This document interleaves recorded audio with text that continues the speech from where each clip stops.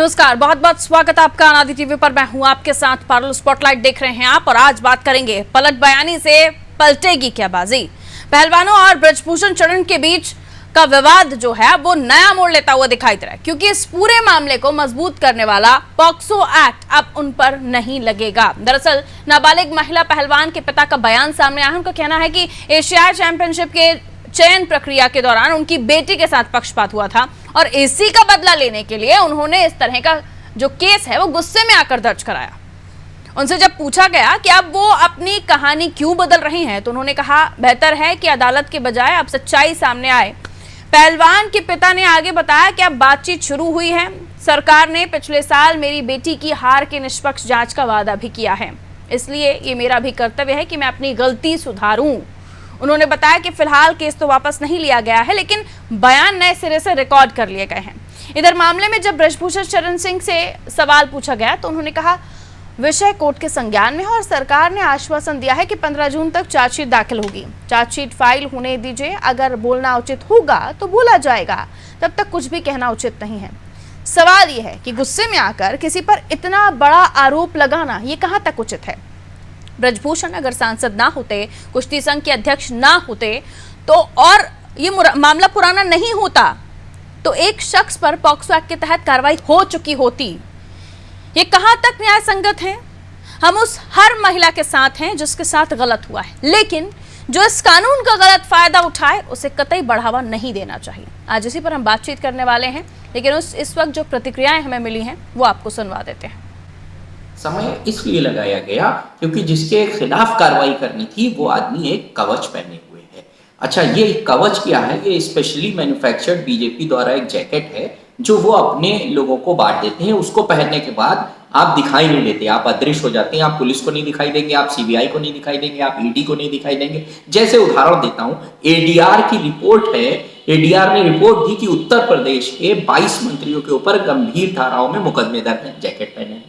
कन्नौज का सांसद थाने में घुसकर लोगों को मारता है, जैकेट पहने हैं। गोंडा में सांसद के ऊपर गंभीर मामला, जैकेट पहने हुए। ऐसे ही पूरे हिंदुस्तान में जो भी लोग वो जैकेट पहने हुए वो अदृश्य हैं, उनको वो लोग दिखाई नहीं देते, वो किसी भी तरीके की एजेंसी को दिखाई नहीं देते, बाकी लोग दिखाई देते। आम नागरिक में विपक्ष भी है और सारा हिंदुस्तान। खिलाड़ियों के निवेदन पे और उनके धरने पे ये मुकदमा सुप्रीम कोर्ट के माध्यम से, सुप्रीम कोर्ट के संज्ञान लेने से हुआ है। उसके बाद महीने भर जो है धरने पे खिलाड़ी बैठे रहे, आंसू तक बहे और दिल्ली पुलिस का भी अत्याचार उन लोगों ने सहा।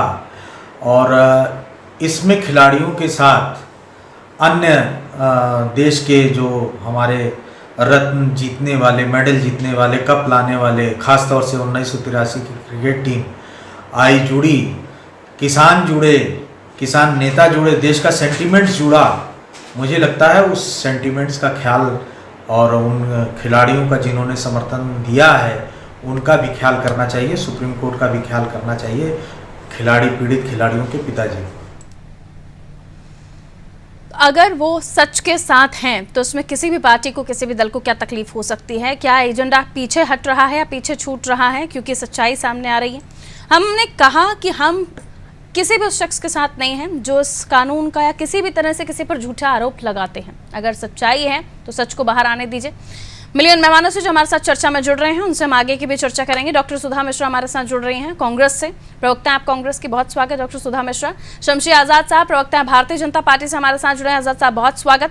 रविंद्र सिंह साहब जुड़े हुए हैं, आप सपा से ताल्लुक रखते हैं, सपा के प्रवक्ता हैं, बहुत बहुत स्वागत करती हूँ सर आपका भी। प्रभात त्रिपाठी जी हमारे साथ जुड़े हुए हैं, वरिष्ठ पत्रकार। प्रभात सर आपका भी बहुत स्वागत।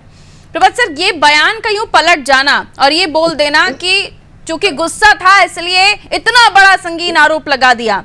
उनके पिता जाहिर है समझते होंगे कि पॉक्सो एक्ट क्या है, यौन शोषण का मामला क्या है, और ऐसे मामले में किसी पर आरोप लगा देना और बाद में सफाई आ जाना कि गुस्से में ये सब कह दिया था। अब ये कहा गया है कि बेटी के लिए जो पिछली बार हार गई थी अब उसकी निष्पक्ष जांच होगी। क्या ये कहकर इस पूरे मामले को लेकर उनके पिता या वो बच्ची जिसने नाबालिग होते हुए आरोप लगाए थे, उसके साथ ये सब नाबालिग होते हुए हुआ था, वो ये आरोप लगा रही थी, अब उसके पिता पीछे हट रहे हैं इस पूरे मामले से, ये कहां तक सही है?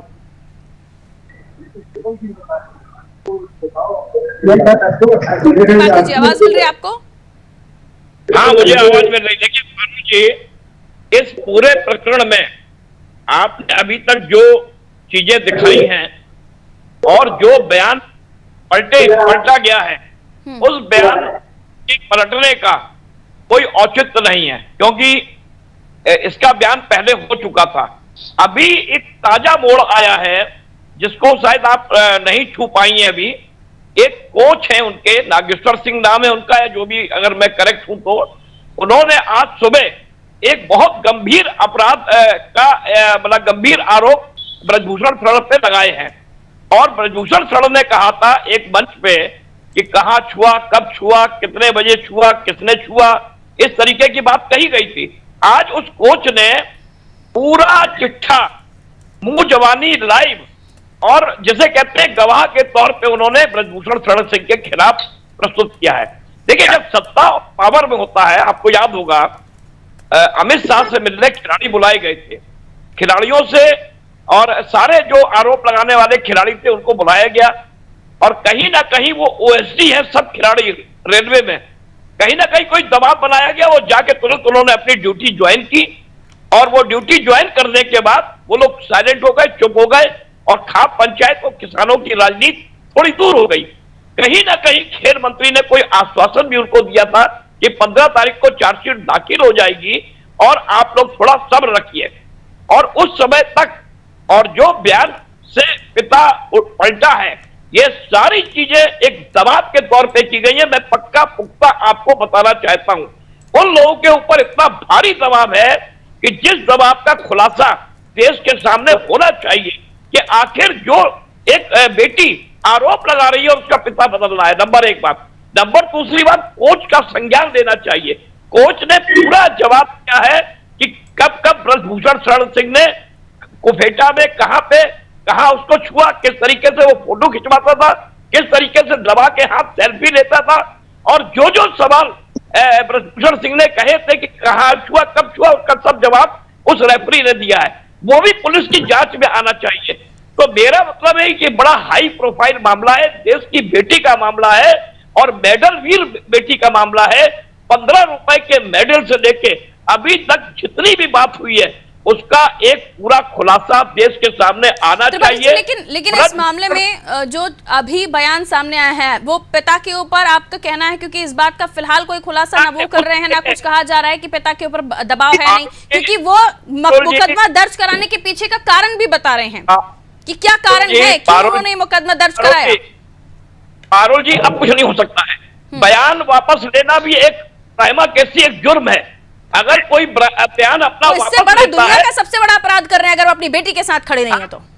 ये अपराध है, ये अपराध है। ये अगर आप किसी के ऊपर आरोप लगा रहे हैं और वो आरोप, लेकिन फिलहाल चूंकि इस मामले में किसी तरह के कोई तथ्य, किसी तरह की कोई रिपोर्ट नहीं है, तो इससे इतर सवाल ये भी उठता है कि इतना बड़ा कोई मामला किसी के ऊपर कैसे सिर्फ गुस्से की वजह से दर्ज करा सकता है। दूसरी, हम नहीं कह रहे कि ब्रजभूषण को क्लीन चिट मिल गई है, लेकिन इस पूरे मामले में पारुल जी वापस ये बयान दबाव में वापस किया जा रहा है और ब्रजभूषण शरण सिंह को जेल जाना पड़ेगा। आपसे भी ये कहना चाहूंगी कि फिलहाल हम इस मामले में इसलिए भी कुछ नहीं कह सकते क्योंकि हमारे पास इस तरह की कोई रिपोर्ट या जानकारी या किसी तरह की कोई किसी का बयान नहीं है। इसलिए जो पहली प्राथमिकता कि क्यों आखिर ये आरोप लगाए गए, इस पर हमें बात करनी होगी, और इस पर भी क्योंकि ब्रजभूषण को क्लीन चिट नहीं मिली है तो आगे ये कार्रवाई कहां तक जाएगी, आगे जो और भी लड़कियां हैं जिन्होंने आरोप लगाया था उनका आगे क्या स्टैंड होगा। मैं लौटूंगी सर आपके पास, भारतीय जनता पार्टी से हमारे साथ मेहमान जुड़े हुए हैं, उनके पास में जा रही हूँ। शमशी साहब, क्या कहेंगे अब ब्रजभूषण पर जो मामला दर्ज हुआ उसके इतर जो पॉक्सो एक्ट के तहत मामला दर्ज कराने वाली नाबालिग बच्ची जिसे कहा जा रहा था, उसके पिता का ये कहना है चूंकि जो उनके साथ पक्षपात हुआ था इसलिए उन्होंने गुस्से में आकर ये केस दर्ज करवाया।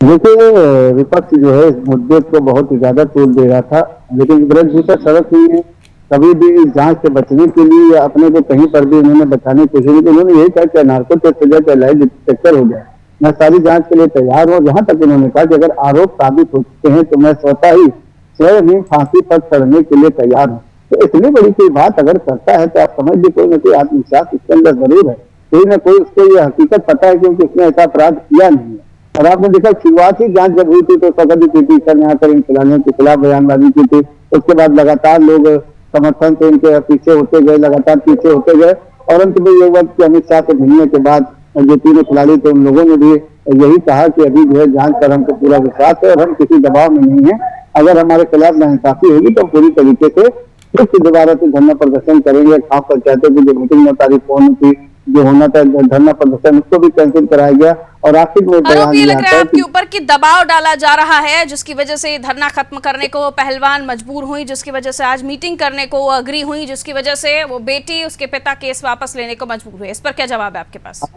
पारुल जी, विपक्ष है, अगर सरकार बहुत बड़ी है, सरकार बहुत ताकत रखती है, अगर सरकार को कुछ ऐसा करना होता तो हमारे ख्याल से सरकार इतना देर न करती। दबाव बनाने के लिए सरकार का एक फोन ही बहुत काफी होता है, लेकिन भारतीय जनता पार्टी की सरकार में दबाव की राजनीति, न किसी के ऊपर दबाव डाला जाता है और न दबाव में आकर भारतीय जनता पार्टी कोई काम करती। जिस तरीके से विपक्ष लगातार जो है इस्तीफे की मांग कर रही थी, लगातार उनके ऊपर कार्रवाई की मांग कर रही थी। यानी दबाव में दबाव डाला नहीं जा रहा है, दबाव में कुछ नहीं किया जा रहा है, बीजेपी का जवाब है। ठीक है, मैं सपा के पास जा रही हूँ। रविंद्र साहब, आप इस पर क्या कहना चाहेंगे? क्योंकि एक ऐसा मामला है जो देश की बेटियों की अस्मिता से जुड़ा हुआ है, देश की बेटियों का जो उन्होंने अब तक हमारे लिए किया, गोल्ड ला कर दिया, उन्होंने तरह तरह के मेडल ला कर दिए, उस पर भी एक कहीं ना कहीं सवाल है। लेकिन इसके तरह ये भी कि जिस बेटी के लिए हम प्राउड फील कर रहे थे, हम इतना ज़्यादा आगे जाकर ये बोल रहे थे कि अगर गलत हुआ है तो सज़ा मिलनी चाहिए, लेकिन अब ये बयान पलट जाना। रविंद्र साहब, इसको समझना पड़ेगा, क्योंकि जो किसी भी देश के कुश्ती संघ होते हैं वो जुड़े होते हैं विश्व कुश्ती संघ से, जिसको इंग्लिश में UWW कहा जाता है। तो UWW चाहे तो किसी भी मान्यता को समाप्त कर सकता है। तो फिर उस देश का जो पहलवान होगा वो देश की तरफ से नहीं भागीदारी कर सकेगा, इंडिविजुअल तौर पे भागीदारी कर सकेगा। तो ऐसा चेतावनी UWW या विश्व कुश्ती संघ भारत सरकार को दे चुका है। इंटरनेशनल ओलंपिक एसोसिएशन ने भी दे दिया था, उन्हें पहलवानों को हिरासत में लेने की भी निंदा की थी। तो एक भारत सरकार पे अंतरराष्ट्रीय दबाव है, और अभी एशियाड भी होने हैं और ओलंपिक भी होने हैं। इस साल एशियाड होगा, अगले साल ओलंपिक होगा। तो उस दबाव से बाहर आने की रणनीति के तहत यह सारी कार्रवाई हुई है।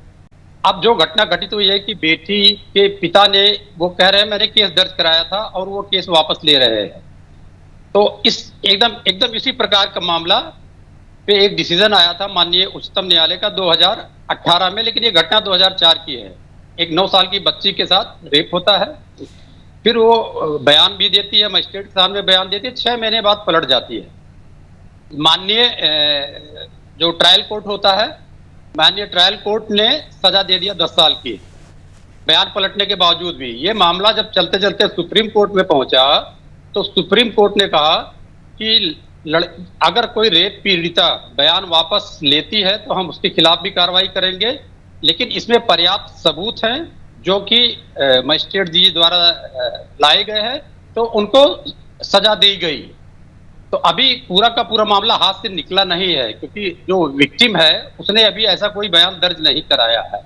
तो न्यायालय इसका संज्ञान लेगी, क्योंकि ये जो केस वापस है, ऐसा केस वापस किया गया था। केस वापस नहीं ले रहे हैं वो, लेकिन उन्होंने ये कहना है कि जो यौन शोषण के आरोप उन्होंने लगाए नाबालिग होने की बात जो उन्होंने कही, उस मामले में ये जो उन्होंने इस पूरे मामले में विक्टिम वो बने, उनके पिता का यही कहना है कि हमने गुस्से में आकर, क्योंकि एशियाई चैंपियनशिप की चयन प्रक्रिया के दौरान पक्षपात उन्हें लगाता हुआ है, इसलिए गुस्से में आकर ये कहा था। ये बयान दिया गया है सर, इसे हम किस तरह से डेफिनेशन उसकी देंगे? मैं बता रहा हूं कि उन्होंने ये कहा है, हो सकता है लिखित, क्योंकि 161 में भी दे दिया बयान उन्होंने पुलिस को, लेकिन FIR दर्ज हो चुकी है पॉक्सो एक्ट की। तो FIR खारिज होगी कि नहीं यह न्यायालय पे निर्भर करेगा, उनके बयान दे देने से नहीं करेगा। चिन्मयानंद के ऊपर आरोप लगा था, उत्तर प्रदेश सरकार ने मुकदमा वापस ले लिया। विक्टिम ही चेंज कर रहा है अपने बयान को, तो इसमें न्यायालय को इस मामले में संज्ञान तो लेना ही होगा। जाहिर है किसी भी आप अगर किसी पर किसी दूसरी धाराओं के तहत मामला दर्ज हो रहा है तो आप जबरदस्ती उस पर पॉक्सो एक्ट लगवाकर उसे सूली पर नहीं चढ़ा सकते ना, ये तो हमारा कानून ही है। नहीं, आप सुन लीजिए इसको पूरी बात को, क्योंकि इसमें एक है इंटरनेशनल रेफरी भी हैं श्री जगवीर सिंह साहब, उन्होंने यौन उत्पीड़न के बयानों की पुष्टि भी किया हुआ है। तो ये न्यायालय में मामला जाएगा वापस होने के लिए, जैसे कि चिन्मयानंद का गया था, लेकिन कोर्ट ने मना कर दिया, CGM साहब ने मना कर दिया कि नहीं वापस लेंगे।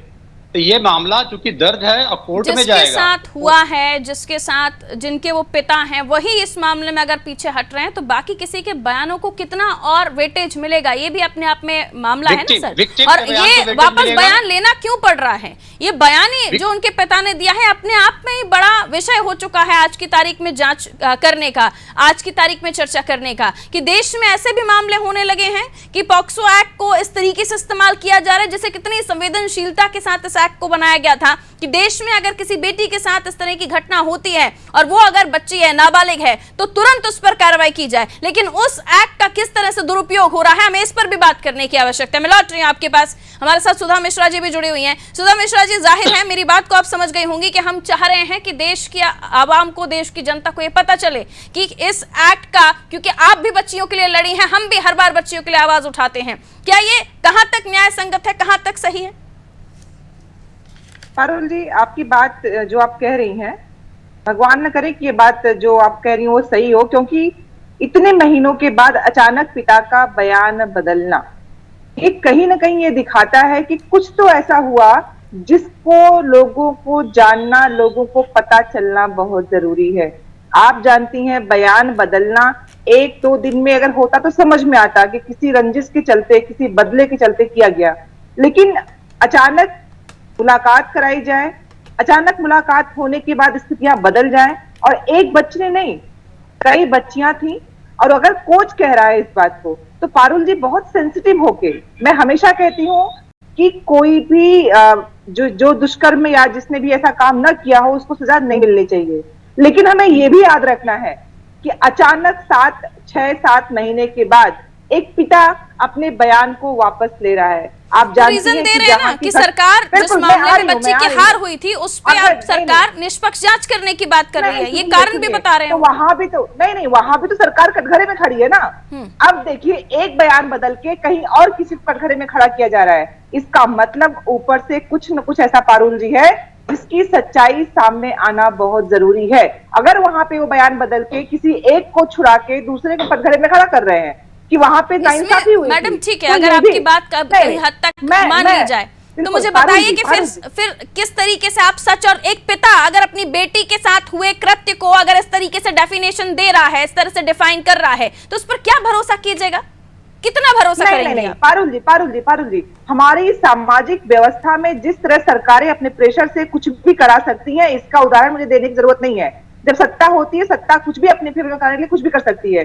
जब जिसके ऊपर पास्को एक्ट लगा था, हमारे लिए बयान नहीं आया था, उस समय ब्रजभूषण जी मंच पे बैठ के जिस तरह हंसते हुए, कहाँ छुआ था, कैसे छुआ था, कब छुआ था, और आती हुई हंसी, क्या आप उसमें आपको उससे तकलीफ नहीं हुई थी? इसका मतलब उस व्यक्ति को पता है कि मैं अपनी बातों से लोगों को या सरकार के अपने ऊपर होने के कारण कुछ भी कह सकता हूं, कुछ भी कर सकता हूं। मैं आज भी कह रही हूं कि अगर बयान बदला गया तो क्यों, और अगर लगाया गया तो क्यों, इसकी जांच और सच्चाई का आना, हम किसी को बरी नहीं कर सकते। अगर पिता कह रहे, बच्ची अगर बात कह रही होती, क्या बच्ची ने बयान दिया? बच्ची के पिता ने बयान दिया। दुर्व्यवहार किसके साथ हुआ? बच्ची के साथ हुआ है। बच्ची अब बयान देने लायक है ना। हमारा फर्ज बनता है कि उस बच्ची को अपने कम से कम इतने विश्वास मिले कि वो बच्ची बता पाए। अगर कोच ये बात कह रहे हैं, क्या कोच से ब्रजभूषण सिंह का कोई दुश्मनी है? नहीं होगी। उसके बावजूद वो भी कह रहे हैं, अगर आज की घटना है कि वो कह रहे हैं, बयानबाजी बदली जा रही है। 5 महीने के अंतराल में स्थितियां बदल क्यों रही हैं? अगर बेटियों के बारे में इतनी चिंता थी तो जिस दिन संसद का उद्घाटन था, बेटियों को क्यों हटाया गया? और आप बताइए कि अगर एक पिता इस मामले में अपनी बेटी के साथ खड़ा नहीं है, इस मामले में अपनी बेटी के साथ खड़ा नहीं है, और वो ये कारण दे रहा है क्योंकि उसकी बेटी को पक्षपात पूर्ण एशियाई चैंपियनशिप से हटा दिया गया था, चैंपियनशिप से हटा दिया गया था, इसलिए उसने उस पर आरोप लगाया है। पारुल पिता है, कैसे दे रही है? अरे पारुल जी, आप एक बात को, बच्ची का बयान पलट के पिता के बयान को सच कैसे मान सकती हैं? यही तो जानना है। इसी सत्यता की तो जांच होनी चाहिए ना। हम किसी को क्लीन चिट नहीं दे रहे हैं। दूसरी बात, आपने कहा आप महिला है, मैं महिला हूं, और मैं उस देश की महिला हूं जिसमें बेटियों को जला के मार दिया जाता है, और जो मेरा गार्जियन है देश का, मैंने शुरुआती दौर में ही कहा था वो मौन रहता है। अगर इस मामले में मैं उसी देश की बेटी हूँ, ठीक है, अगर इस मामले में इस एक्ट का गलत उपयोग किया जा रहा है तो हम कतई उसके साथ नहीं हैं। नहीं, गलत उपयोग किया जा रहा है तो हम कतई उसके साथ नहीं हैं। ठीक है, शमशी साहब कुछ छोटा कमेंट मैं लूंगी सभी से, सभी की बारी आ जाने दीजिए। ठीक है, 30 सेकंड शमशी साहब। लेकिन आज ब्रजभूषण के सपोर्ट में है वो, और पिता जो है बेटी वो कह सामने रहा है नहीं आई, पिता ने सामने आकर बयान दे दिया, इसलिए दोनों ही कंट्रोवर्शियल लग रहे हैं। बताइए। नहीं, मैं यही कह रहा हूँ कि आज एक पिता ने अगर ये सच्चाई खोली, उसने सच बताया है कि उसके खिलाफ जो है दोहरा रवैया अपनाया जा रहा था, उसको एक चैंपियनशिप से बाहर रखा जाता है, इस वजह से उसके गुस्से में इस तरीके का आरोप लगाया, तब इसको सच मानने के लिए विपक्ष या आपके सामाजिक संगठन या जो लोग हैं क्यों नहीं तैयार है?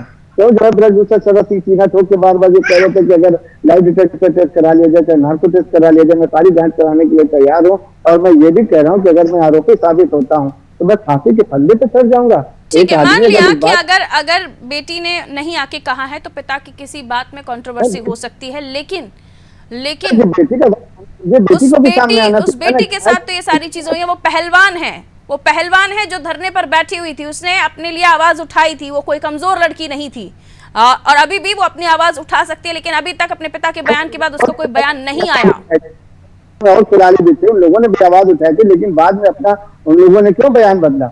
क्या वजह रही कि बयान बदला? जब सच्चाई सामने आ रही, जब देश जानना चाहता है तो आप बयान बदल के जो तो कोर्ट को गुमराह कर रहे हैं, या आप जो किसी षड्यंत्र के शिकार बन रहे हैं, या आप कमजोर पड़ते दिख रहे हैं। आप खिलाड़ी हैं, आपने देश को पढ़ाया तो आप पढ़ाया गया। ठीक है, सबके सवालों के बाद एक जवाब आपसे और लूंगी। मैडम, सीआरपीसी 193 में माननीय मजिस्ट्रेट के पास ये अधिकार होता है कि जिसने एफआईआर लिखाई है वापस लेता है तो उसके खिलाफ एफआईआर दर्ज कराई जाए। दूसरा विषय है, एक आईपीसी 182 के तहत अधिकार होता है, ये अधिकार ब्रजभूषण को है, ये तुमने हमारे खिलाफ एफआईआर दर्ज कराई थी, अब तुम्हारे खिलाफ हम दर्ज कराएंगे। केस कर सकते हैं, बिल्कुल कर सकते हैं। नहीं, मानहानि नहीं है, ये 183 मानहानि नहीं है, मानहानि तो एकदम दूसरी, तो मानहानि का इससे कुछ लेना देना नहीं है। अब जो मामला है, जो विक्टिम है, उसका 164 का बयान हो चुका है, तो वो 164 के बयान से तभी पलटेंगी जब माननीय मजिस्ट्रेट के सामने जाएंगी। ठीक है, और मुकदमा दर्ज हो चुका है तो उनके सामने जाएंगी, और ये बड़ी बहुत घृणित घटना है और न्यायालय के हाथ में है, इसमें सरकार कुछ नहीं कर सकती है। जी, 161 का बयान कलमबद्ध बयान मजिस्ट्रेट के सामने दिया गया था, अब बयान वही पलटा जाएगा या बयान माना जाएगा जब मजिस्ट्रेट के सामने होगा, ये बिल्कुल सही है। दूसरी बात ये, मैं आपको बात बहुत महत्वपूर्ण बताने जा रहा हूं कि पास्को एक्ट जो है वो हमारे देश से ये भारतीय जनता पार्टी खत्म करना चाहती है, अमेंडमेंट करना चाहती है, और ये बयान का सिलसिला शुरू हो गया अमित शाह से मुलाकात के बाद कि उसका, अरे भाई पास्को एक्ट क्या है? पास्को एक्ट छू लेने से गिरफ्तारी होती है नाबालिग से, रिजल्ट बाद में आएगा। तो लोगों ने कहा कि इसका दुरुपयोग हो रहा है। सुधा जी, आपकी समय अब कम है हमारे पास, लेकिन आज जो कोर्ट ने बयान दिया है, उस कोर्ट के बयान को नजरअंदाज नहीं किया जा सकता है। ये अब सारी तस्वीर कोर्ट में जब वो लड़की पहुंचेगी तभी सामने आएगा। 30 सेकंड सुधा जी, 30 सेकंड में अपनी बात कंप्लीट कीजिएगा। जी फारूक जी, बिल्कुल मैं हमेशा बच्ची के साथ खड़ी हूँ जिसने इतनी हिम्मत करके आरोप लगाई। अब कोर्ट में और जज के सामने जो न्याय की प्रक्रिया है उसके तहत ही मुझ पे, क्योंकि हम अपनी तरफ से कोई बयानबाजियों के आधार पे निर्णय नहीं दे सकते हैं, तो हमें उस बात का इंतजार करना है कि जिस बच्ची ने आरोप लगाया था। बिल्कुल, और यही ब्रजभूषण भी कह रहे हैं कि अब कोर्ट के संज्ञान में मामला है, वहां से क्या कुछ निकलकर सामने आता है, नजर इस पर भी, लेकिन विवाद ये भी, इस पर चर्चा भी हो रही है कि आखिर उस पिता ने बयान क्यों बदले। क्या वाकई वो सच में ऐसा कह रहे हैं कि जिस जांच के लिए या जिस सिलेक्शन के लिए, चयन प्रक्रिया के लिए उन्होंने ये बयान दिया था, उसकी वजह से उन्होंने गुस्से में आकर ये कहा था? अगर ये सच है तो वाकई अब देश में इस मसले पर भी गंभीर चर्चा होनी चाहिए। बहुत बहुत शुक्रिया आप सभी का हमारे साथ चर्चा में जुड़ने के लिए। हम बात कर रहे थे उन पहलवानों के बारे में जिन्होंने आरोप लगाए हैं यौन शोषण के, ब्रजभूषण शरण के ऊपर, कुश्ती संघ के अध्यक्ष, सांसद, लेकिन अब जिस नाबालिग बच्ची ने ये कहा था कि उसके साथ ये सब यौन शोषण जो हुआ था जब वो नाबालिग थी, उसकी एज पर भी कई बार कार्रवाई की गई या उसकी एज पर भी कई बार चर्चाओं का दौर शुरू हुआ, लेकिन अब उसके पिता सामने आए हैं। उन्होंने कहा कि उन्होंने झूठा केस दर्ज करवाया था क्योंकि गुस्से में थे।